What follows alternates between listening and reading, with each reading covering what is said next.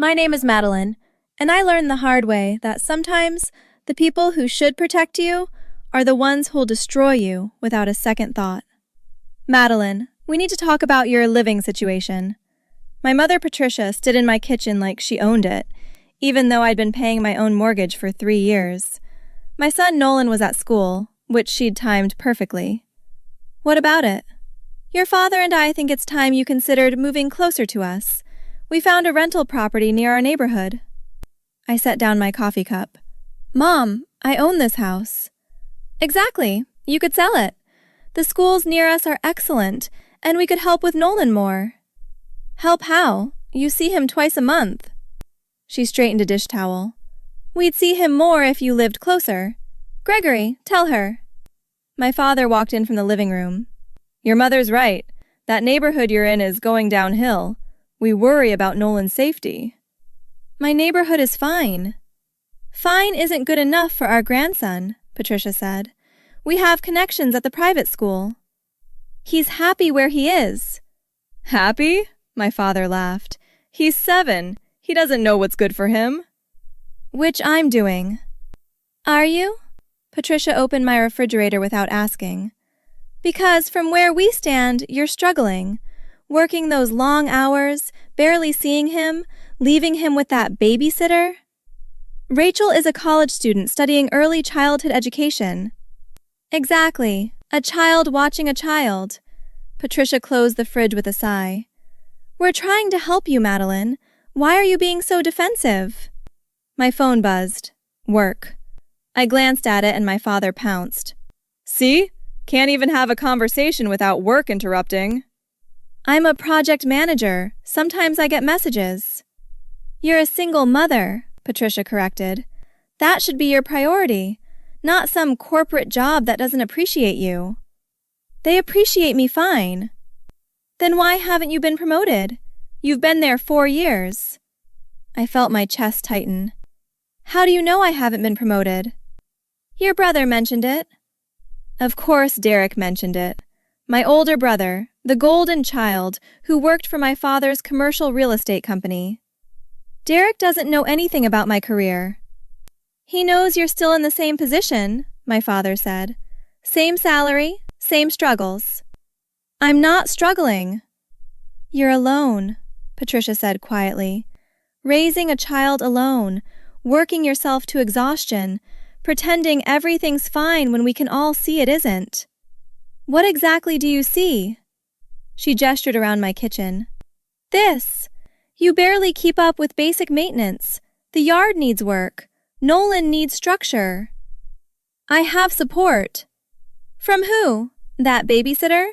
Your coworkers who don't even know you have a son? They know I have a son. Do they know you're doing it alone? That his father abandoned you both? I gripped the counter edge. Nolan's father isn't part of this conversation. He should be, my father said. He should be paying child support. He pays. How much? That's none of your business. Everything about our grandson is our business, Patricia snapped. We have a right to know if he's being provided for properly. He is. By whose standards? She picked up a school paper from the counter. Look at this. His handwriting is sloppy. He's not being challenged. He's 7. Derek was reading chapter books at 7. There it was. The comparison I'd heard my entire life. Derek had 2 parents, I said. The silence stretched thin and dangerous. That was your choice, my father finally said. You chose to have a child with someone completely unsuitable. You chose to keep the baby when we suggested alternatives. You chose this situation, Madeline. We're just trying to help you manage the consequences. My hands were shaking. Get out. Excuse me? Get out of my house. Patricia's face hardened. We came here out of love. You came here to criticize every choice I've made. I'm done listening. Fine. My father headed for the door. But when you can't handle it anymore, don't come crying to us. I won't. They left, and I stood in my kitchen feeling like I'd been scraped hollow. 3 months of silence. No calls, no visits. Nolan asked about them twice before I stopped making excuses. Then Derek called. Mom and Dad want to see Nolan for his birthday. His birthday's in 2 weeks. They haven't called once. They've been busy. Madeline, you could them out. You hurt their feelings. I laughed. I hurt their feelings? They want what's best for Nolan. Then why haven't they contacted him directly? Silence. They thought you'd keep them from him. I never said that. Birthday dinner. Saturday at their place. Just family. I pressed my palm against my forehead. Fine. One dinner. Saturday came. Patricia answered the door like she was greeting strangers. Hello, come in. Hi, Grandma. Nolan ran to hug her. She patted his head without bending down. Hello, dear. You've grown. Derek was already seated. Hey, buddy. Happy almost birthday. Uncle Derek! Nolan's face lit up. My father carved the chicken. Nolan, your grandmother tells me you're doing well in school. I got an A on my science project. What was the project? Volcanoes. I made one erupt with vinegar and baking soda. Patricia made a small noise. How original. The table went quiet. I thought it was cool, Nolan said, smaller now. I'm sure you did, my father said. But an A for a volcano project isn't particularly impressive. Every second grader makes volcanoes. Gregory, I warned. I'm just being honest. The boy needs to understand that doing the minimum won't prepare him for real achievement. He's 7, I said. And already behind, Patricia added. Derek's children are in advanced placement programs. Derek's children are 10 and 12. They were advanced at 7, too. She turned to Nolan. Do you practice reading every day? Sometimes. Sometimes isn't good enough. Your cousins read for an hour every evening. Maybe Nolan would read more if someone bought him books he's interested in, I said. We've bought him plenty of books, my father said. You probably haven't noticed since you're working all the time. I notice everything about my son. Do you? Patricia's voice went sharp. Do you notice he's falling behind? That he has no male role model? That he's being raised on McDonald's and neglect? That's enough. No, Madeline, it isn't enough. That boy deserves better than what you're giving him. Derek shifted uncomfortably. Maybe we should... Derek, stay out of this, my father commanded. Nolan's eyes were filling with tears. I stood. We're leaving. Sit down, Patricia ordered. You're right. I don't value your input. Let's go, Nolan. If you walk out that door, my father said, don't expect us to keep financing your mistakes. I froze. What? We've been helping you, whether you acknowledge it or not. That ends if you leave. You haven't given me a single dollar. Haven't we? He smiled. Who do you think convinced the bank to approve your mortgage? Who do you think gave your employer's reference when you applied for that job? My stomach dropped. That's right, Patricia said. We've been supporting you from behind the scenes because we love Nolan, but we won't keep propping up someone who refuses to appreciate it. You manipulated my life. We protected our grandson's future. Nolan was crying now, quiet tears running down his face. You made him cry, I said. You made him cry, Patricia shot back, by being stubborn and selfish. We're done here. Yes, you are, my father said. You and your son are parasites, bleeding us dry emotionally and financially while giving nothing back. You want to leave? Leave. But don't come crawling back when reality hits and you can't handle being a mother. The words hit Nolan like physical blows. I watched my 7-year-old son hear his grandparents call him a parasite. Derek looked away. I took Nolan's hand. Let's go, baby. We walked out. He cried the entire drive home. No one stopped asking about his grandparents after that night. I called Derek 3 days later. You said nothing. What was I supposed to say? Anything. You sat there while they called your nephew a parasite. Madeline, I'm in a difficult position.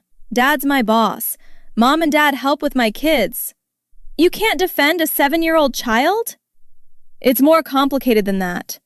No, Derek, it really isn't. I hung up and started talking. My coworker Jennifer asked how Nolan's birthday went. His grandparents called him a parasite to his face. Her expression shattered. They what? I told her everything. Madeline, that's abuse. You need to protect him from them. I am. We don't see them anymore. Within 2 weeks, my boss Sarah pulled me aside. I heard about your family. I want you to know that recommendation letter your father supposedly arranged? It never happened. We hired you because your portfolio was exceptional. Your father called after we'd already made the decision, trying to take credit. Everything tilted. I went home and called my mortgage bank. My father had never co-signed, had never contacted them. I'd qualified entirely on my own. They'd lied about everything to make me feel dependent. My mother called 3 days later. We'd like to see Nolan next weekend. No. Excuse me? You're not seeing him. Not next weekend. Not ever. Madeline, we said things in anger. You called a 7-year-old child a parasite. You made him cry at his own birthday dinner. We were speaking to you, not him. He was sitting right there, Mom. He heard every word. He's had nightmares. Silence. Then, we'll apologize. No. We're his grandparents. You can't keep him from us. Watch me. We have rights. Actually, you don't. I checked with a lawyer. Grandparents' rights require proof of existing relationship. You've seen him twice in 6 months. No court would side with you. We'll see about that. Please try. Please let a judge hear what you said to him. She hung up. Derek called an hour later. Mom's losing it. She says you're turning Nolan against them. I don't have to. They did that themselves. They want to make this right. They want control back. That's different. Madeline, they're our parents. They're emotional abusers who weaponized my son. I won't expose him to that anymore. What am I supposed to tell them? That's your problem, Derek. You chose your side. Patricia called 7 times over the next month. I didn't answer. She sent cards. I threw them away unopened. She showed up at my house once. I opened the door but not the screen. Leave. I need to see my grandson. You called him a parasite. I apologized in a card. I don't care. Madeline, please. I'm his grandmother. You were. You're not anymore. I closed the door. She stood on my porch for 10 minutes before leaving. 3 months later, Derek called. Dad's selling the business. I'm not getting it. Something cold settled in my chest. He promised you that company. He says I didn't demonstrate adequate loyalty when it mattered. Mom told Claire that family unity was more important than business legacy. Claire told him he was being manipulated. Now my marriage is falling apart and I'm losing everything I worked for. I'm sorry, Derek. Are you? You're my brother. I didn't want this for you. But you're not surprised. No. They use people. When you stop being obedient, they dispose of you. Long silence. What do I do? Find a new job. Get therapy. Let them go. They're our parents. They're people who hurt children to maintain control. He called back 2 days later.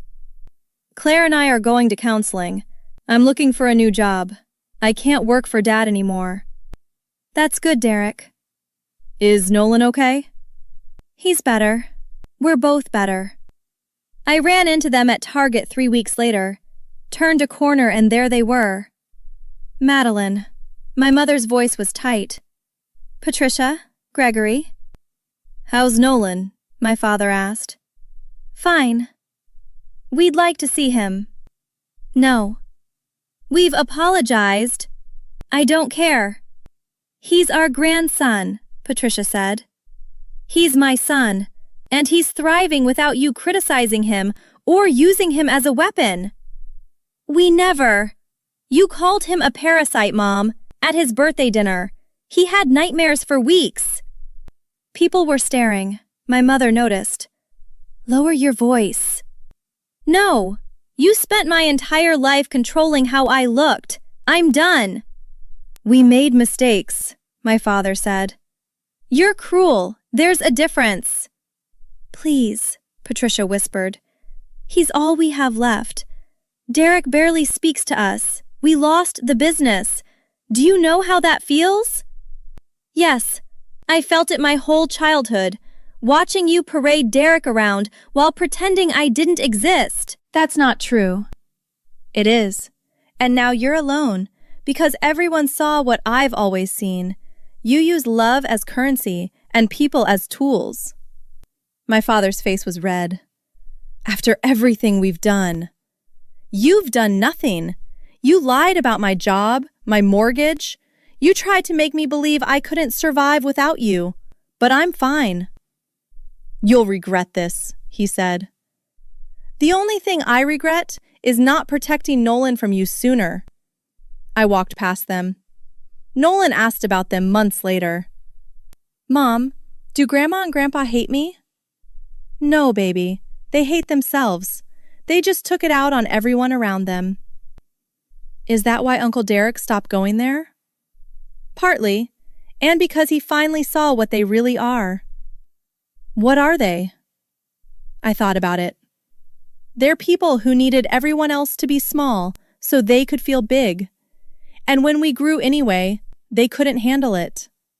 He nodded. We're okay now. Nolan's in 3rd grade, reading above level, laughing easily.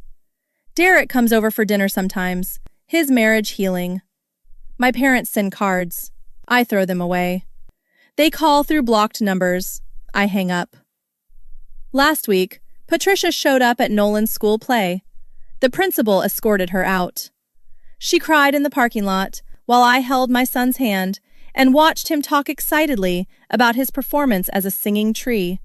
He didn't even notice she'd been there. That's healing. When the people who hurt you become irrelevant to your joy. But here's what I wonder, late at night when Nolan's asleep. Do you think my parents actually believe they did nothing wrong?